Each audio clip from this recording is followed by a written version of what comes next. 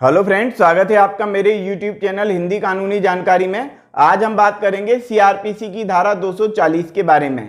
यदि आप सीआरपीसी से रिलेटेड पिछली धारा का अध्ययन करना चाहते हैं तो आप यहां पर क्लिक करें। यहां से आपको सीआरपीसी की पिछली धारा का वीडियो मिल जाएगा।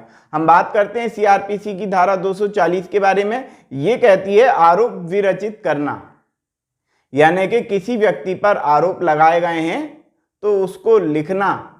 तो कुल मिलाकर के यहाँ पर ये समझने वाली बात है कि इसमें एक आरोपी व्यक्ति है जिस पर कोई आरोप लगाए गए, अपराधी नहीं है। देखो, अपराधी कोई व्यक्ति होगा तो उस पर जब अपराध सिद्ध हो जाएगा तब उसको अपराधी कहेंगे, लेकिन यदि आरोप लगाए गए हैं ना तो वह व्यक्ति आरोपी व्यक्ति है। तो यहां पर यह लिखा गया है कि आरोप विरचित करना, यानी कि आरोप की रचना करना। वैसे यदि आप देखें तो सीआरपीसी की धारा 228 में भी बिल्कुल यही लिखा हुआ है, आरोप विरचित करना। उसमें भी यही लिखा हुआ है और इसमें भी यही लिखा हुआ है। तो एक ही किताब में, मतलब कि सीआरपीसी में दो अलग अलग जगह पर एक ही धारा का दे देना, एक ही जैसी बात लिख देना, इसका क्या औचित्य है। देखो, सीआरपीसी की धारा 228 देखोगे उसमें भी यही लिखा हुआ है, और सीआरपीसी की धारा 240 देखोगे जिसके बारे में हम अध्ययन कर रहे हैं, इसमें भी यही लिखा हुआ है कि आरोप की रचना करना या आरोप विरचित करना। क्यों लिखा हुआ है भैया ऐसा? ऐसा इसलिए लिखा हुआ है कि सीआरपीसी की धारा 228 जो है वो जो है सेशन न्यायालय से रिलेटेड है। यानी कि सेशन न्यायालय यदि आरोप को विरचित करता है, आरोप की रचना करता है, तब ये कहेंगे कि वहां सीआरपीसी की धारा 228 लागू होती है। और सीआरपीसी की धारा 240 वहां लागू होती है जहां मजिस्ट्रेट के द्वारा आरोप की रचना की जाती है या आरोप विरचित किए जाते हैं।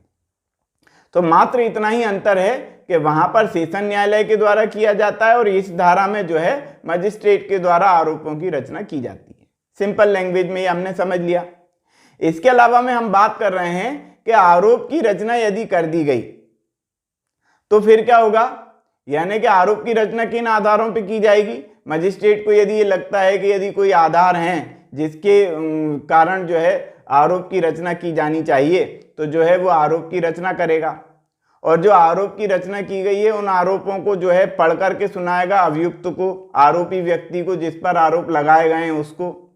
और यदि वो ये कहे कि हाँ साहब, ये अपराध मुझे, मतलब ये आरोप जो लगाए गए हैं ये अपराध सही हैं और मैंने ऐसा अपराध किया है, तब तो जो है ठीक है। यदि वो मना करेगा, यदि कोई व्यक्ति मना करेगा तो फिर आगे कार्रवाई की जाएगी, और यदि वो हाँ भरेगा कि हाँ साहब मैंने अपराध किया है तो फिर अगली धारा के अंतर्गत कार्रवाई की जाएगी, यानी कि सीआरपीसी की धारा 241 के अंतर्गत फिर कार्रवाई करेंगे उस पर। लेकिन हम यहाँ पर सीआरपीसी की धारा 240 का ही अध्ययन कर रहे हैं, तो इसमें क्या लिखा हो, देखो हमने समझ तो लिया इसको, लेकिन कानूनी लैंग्वेज में लिखा क्या गया है इसको भी हम एक बार पढ़ लेते हैं ताकि और क्लियर हो जाए। कोई चीज छूट गई हो तो वो सामने आ जाएगी। क्या लिखा हुआ है? आरोप विरचित करना। नंबर 1 पॉइंट, दो पॉइंट दिए हैं इसमें, नंबर 1 और नंबर 2।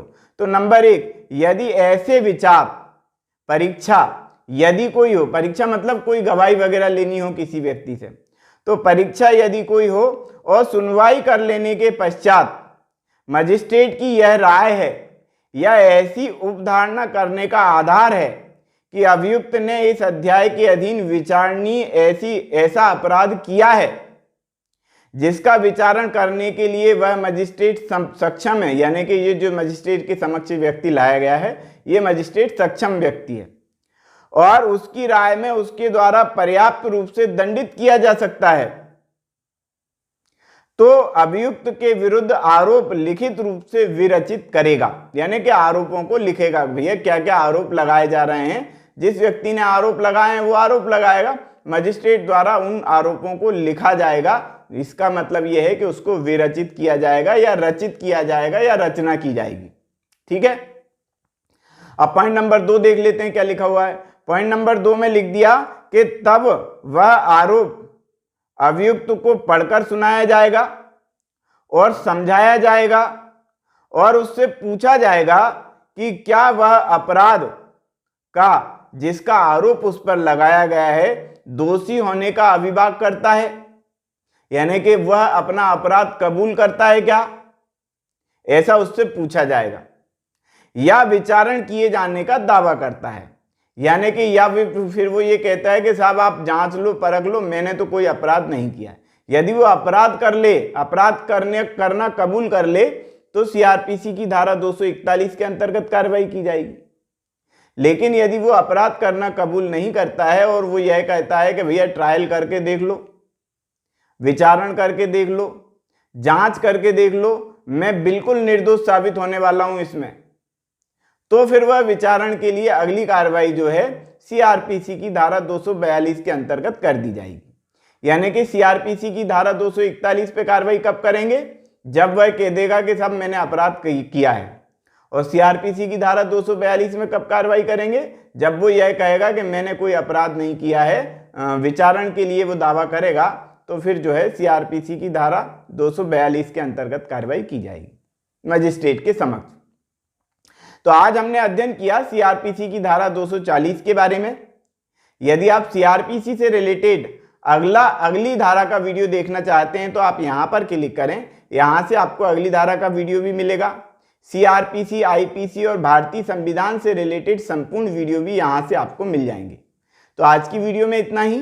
वीडियो यदि आपको पसंद आया हो तो वीडियो को लाइक करें, शेयर करें, कमेंट्स करें, और यदि आपने हमारे चैनल को अभी तक सब्सक्राइब नहीं किया है तो चैनल को सब्सक्राइब कर लें, बेल आइकॉन प्रेस कर दें ताकि अगली वीडियो का नोटिफिकेशन आपको मिल सके।